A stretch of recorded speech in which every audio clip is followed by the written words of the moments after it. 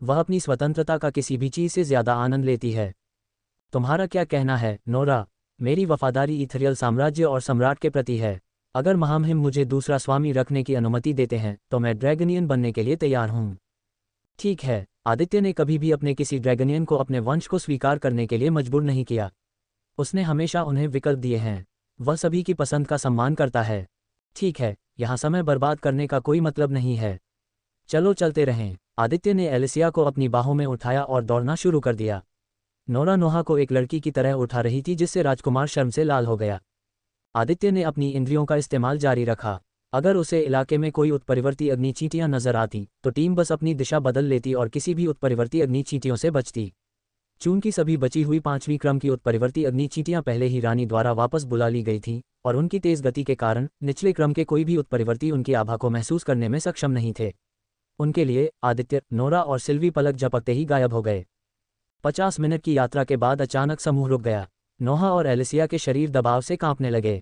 बिना कुछ कहे ही सभी समझ गए कि उन पर कौन दबाव डाल रहा था। ये वही बूढ़ा आदमी था जिसने आदित्य को लगभग मार ही डाला था।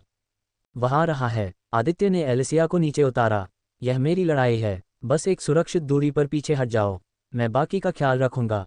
आदित्य को अभी भी इस बूढ़े आदमी को अपनी जान लेने के लिए भुगतान करना था। सिल्वी और नोरा कुछ कहना चाहती थी, लेकिन आदित्य की गंभीरता देखकर उन्होंने अपना मुंह बंद कर लिया। उसके चेहरे पर दिख रहा भाव बता रहा था कि चर्चा की कोई गुंजाइश नहीं है। तूफान बुलाओ। गड़गड़ाहट। आसमान पर गहरे लाल रंग की बिजली चमकने वाले काले बादल छाने लगे। डिंग। तूफान ने मेजबान के तूफान मार्शल वर्ग की निष्क्रिय शक्तियों को सक्रिय कर दिया है। पब फ्यूचर द्वारा विज्ञापन। डिंग। तूफान के कारण मेजबान का मन 50% बढ़ गया है। डिंग। बिजली और हवा के हमलों की शक्ति 50% बढ़ गई है। डिंग। तूफान की वजह से मेजबान की चपलता 300 जोड़ बढ़ गई है। हालांकि आदित्य को अपनी शक्ति में तेजी से वृद्धि महसूस हो रही थी, लेकिन ये पर्याप्त नहीं था। एक शुरुआती तीसरे क्रम और एक शिखर 5वें क्रम के बीच का अंतर पृथ्वी और स्वर्ग के बीच के अंतर से भी बड़ा था। Inferno overdrive. डिंग। मेजबान उन्मत्त अवस्था में प्रवेश कर रहा है। डिंग। बेसिक अवस्था में मैना को छोड़कर सभी होस्ट आंकड़े अस्थायी रूप से 70% तक बढ़ गए हैं। पर्याप्त नहीं। आदित्य की आभा को लगातार बढ़ता हुआ महसूस करते हुए सिल्वी, नोरा, नोआ और एलिसिया के पास पीछे हटने के अलावा कोई विकल्प नहीं था। Crimson lightning dash. बिजली कवच। तूफान उड़ान। डिंग। क्रिम्सन लाइटनिंग डैश ने मेजबान के आंकड़ों में 200 जोड़ चपलता जोड़ दी है। डिंग। बिजली के कवच ने मेजबान की रक्षा बढ़ा दी है और मेजबान के आंकड़ों में 100 जोड़ ताकत भी जोड़ दी है। डिंग। चूंकि तूफान आ गया है, इसलिए तूफान उड़ान कौशल का दूसरा फंक्शन सक्रिय हो गया है। मेजबान की चपलता 200 जोड़ बढ़ गई है। जैसे कि यह सब पर्याप्त नहीं था, आदित्य ने आखिरकार अपनी स्टोरेज रिंग से एक सस्ता सा दिखने वाला मुकुट निकाला। ये 7 सागर का मुकुट था। ये बहुत ही निम्न श्रेणी की 5 सितारा कलाकृति थी जिसे माजिन गांव ने संरक्षित किया था। आदित्य को यह मुकुट तब दिया गया जब माजिन को पता चला कि आदित्य के पास क्रिम्सन ड्रैगन वंश है। जब से उसे यह मुकुट मिला है, उसने कभी भी इसका इस्तेमाल नहीं किया है। इतने शक्तिशाली दुश्मन के सामने आखिरकार इस मुकुट का इस्तेमाल करने का समय आ गया था। जैसे ही आदित्य ने मुकुट पहना, उसे लगा कि उसकी शक्ति फिर से बढ़ गई है। उसने अपने रेटिना में नया संदेश भी चमकता हुआ देखा। डिंग। 7 समुद्रों का मुकुट पहनने से मुकुट का तीसरा कार्य सक्रिय हो गया है। मेजबान की लड़ने की शक्ति 20% बढ़ गई है। आदित्य की दोनों भुजाएं ड्रैगन के पंजे में बदल गईं। फिर उसने ग्रेड मिड 5 स्टार काली तलवार निकाली और उसे चलाया। डिंग। चूंकि होस्ट ने हथियार चलाया है, इसलिए सहज कौशल हथियार ग्रैंडमास्टर सक्रिय हो गया है। एडमांटाइट डूमब्लेड की शक्ति 50% बढ़ गई है। क्रिटिकल स्ट्राइक करने की संभावना बढ़ गई है। चलो शुरू करो। योजक चिन्ह योजक चिन्ह योजक चिन्ह योजक चिन्ह योजक चिन्ह योजक चिन्ह योजक चिन्ह योजक चिन्ह योजक चिन्ह योजक चिन्ह योजक चिन्ह योजक चिन्ह योजक चिन्ह योजक चिन्ह योजक चिन्ह योजक चिन्ह। वास्तव में उन सभी को बहुत बहुत धन्यवाद जो बहुमूल्य गोल्डन टिकट के साथ समर्थन भेजते हैं। मुझे उम्मीद है कि हम इसे जारी रख सकते हैं। पब फ्यूचर द्वारा विज्ञापन। संपर्क टॉस साइट मैप दान करें, मेनू दिखाओ। उपन्यास ऑनलाइन पूरा पढ़ें। उपन्यास बिन। उपन्यास ड्रैगन मोनार्क सिस्टम अध्याय 184। गुणप्रिय पाठकों, अधिक अध्यायों के अनुवाद में हमारी टीम की सहायता के लिए यहाँ दान करें। URL। Dragon monarch system C184। Pub future द्वारा विज्ञापन। यह अध्याय पाठक YAM_Van_5538 और चेओस मास्टर को इस उपन्यास को कई आइस कोला उपहार में देने के लिए समर्पित है। पाठक YAM_Van_5538 और चेओस मास्टर को बहुत बहुत धन्यवाद।